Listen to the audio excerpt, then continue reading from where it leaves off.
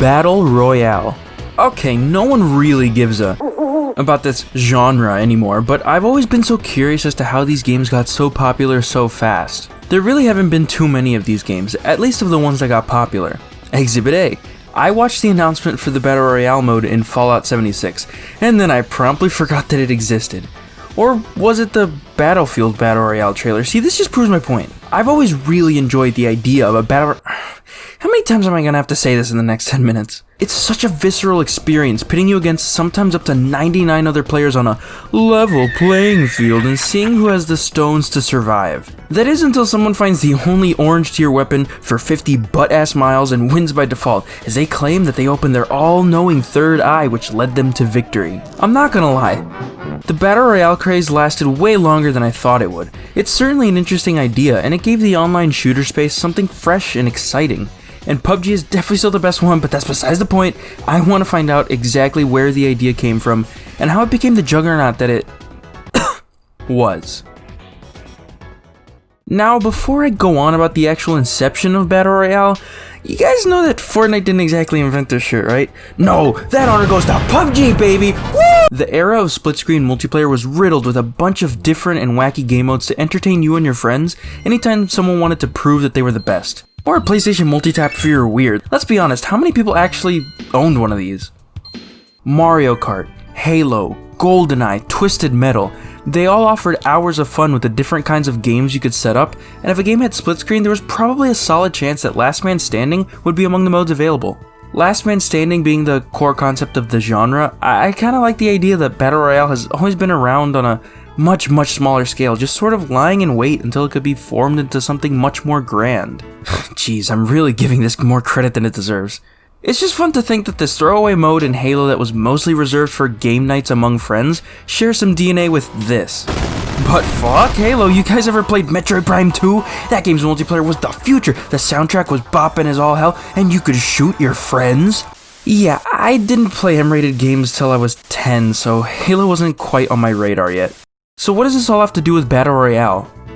Well, weren't you paying attention? Last Man Standing. Last Man Standing? Oh, Last Man Standing. This is not a genre that originated in video games. Oh no, that honor actually goes to... books? Did I say that word right? Huh, well, would you look at that, they even named the thing after the thing. Huh. Wow. It came out in 1999, and a film adaptation followed 1 year later. This book is the blueprint for what it means to be a, well, that. The only thing that didn't become a hard and fast rule was the whole children thing.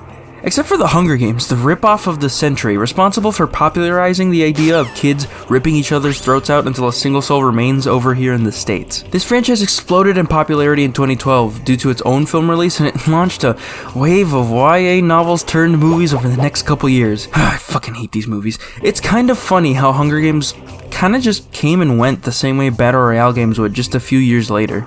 But what good does any of this information do me if I don't have a controller in my hands?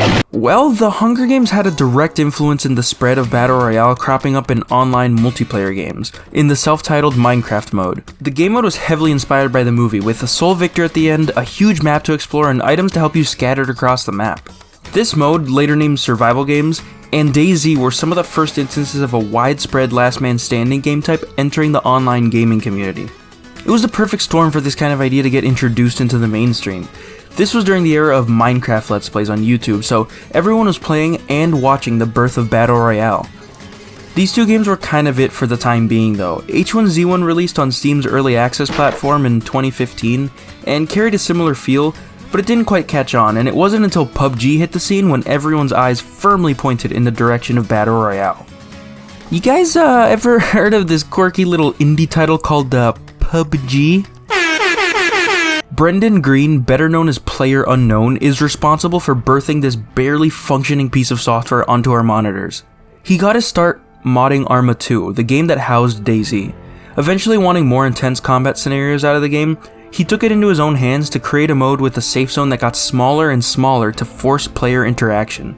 His tiny little experiment grew, and people would eventually have to wait 2 days to get a taste because he couldn't afford to run any servers of his own, so he would set games up manually. He had no idea what was waiting for him once he set out to make his own game. See how I didn't say his own fully fledged game? Yeah, that was intentional. It launched in 2017 with no shortage of players, soon after a bunch of other companies started to try their hand at their own versions of the game when they saw how lucrative it could really be. Alright, I'm gonna keep this brief. Fortnite is fine. I don't particularly like it, but that's just me. I can't deny that it had a huge hand in placing Battle Royale where it is now, but I don't know. It all comes down to one thing. Tension. Tension is the thing that makes me enjoy Battle Royales as much as I do. This is why PUBG still stands above the rest for me. The tension that a single round can carry is insane. Okay, yes, PUBG is barely functioning half the time, but I still play a round or two every now and then whenever I want to experience true fear. No music plays while you're in-game, so audio becomes all the more important. Crackling gunfire in the distance puts you on edge as you loot, footsteps become the most frightening thing in the world, and anytime you hear a door crack open when you were sure that no one was around for miles, yeah, I think I'd rather jump out of a plane. The gunplay isn't fantastic and it looks horrendous, but the thing proves that miracles exist because it honestly should not be running half as well as it does. But hey look, you can do a silly dance in Fortnite. No, but for real, I'm not crazy big on Fortnite's gameplay. It feels kinda stiff, and the inventory system is really lacking. That's another area PUBG excels at. You really feel like you've scavenged an arsenal by the time you're in one of the final circles. But PUBG and Fortnite aren't the only ones that made an impact. They were followed by a wave of battle royales that would try their own ways of doing things, some with better results than others. Apex Legends was the first big example to come out after the two behemoths laid down the groundwork. It was made by Respawn Entertainment after EA bought them out and snatched Titanfall 3 from our hands. I'm not bitter. You are. It emphasizes teamwork by letting you choose characters with different abilities, kind of like Overwatch. It's a good time. The action is a much bigger factor than in PUBG, so the game has a totally different feel, along with the futuristic setting. Darwin Project was the first one on my radar that really mixed things up. This recommendation comes to us from Name and address withheld. He writes, "Hey dickhead, have you heard of Darwin Project? Of course you haven't, you dumb bitch, you live under a rock. Since you have nothing better to do than sit around and scratch your ass, you might as well download it, you baboon. Sincerely yours." Name and address withheld. Darwin Project incorporates a real cool feature where one player is the show director, meaning you get to play God for 15 minutes. You can manipulate the environment, heal and talk to whoever you want, close off sectors of the map, and provide resources at will. This, combined with the 10-player limit and the stripped-back wilderness setting, actually makes for a super unique battle royale that I'm surprised hasn't gotten more traction. You even have to keep warm because the temperature of the map is a factor. What else do we got here? Oh yeah, Tetris became a battle royale and it blew up. Nobody would shut up about this thing for like 3 weeks. Nintendo even decided to make a battle royale out of Super Mario Bros. It's exactly like Tetris 99 in that you're just playing the game simultaneously with this time 35 other people, but it's pretty fun because it gets super hectic. Now that I'm thinking about it, a platformer royale would actually be an interesting concept. Oh, yeah, that happened already.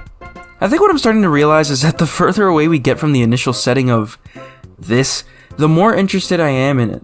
CSGO made an attempt. I think I won my first match, so I officially have a 100% win rate in it, and that's all I have to say about that. The only other game that I've really spent some time in is Warzone.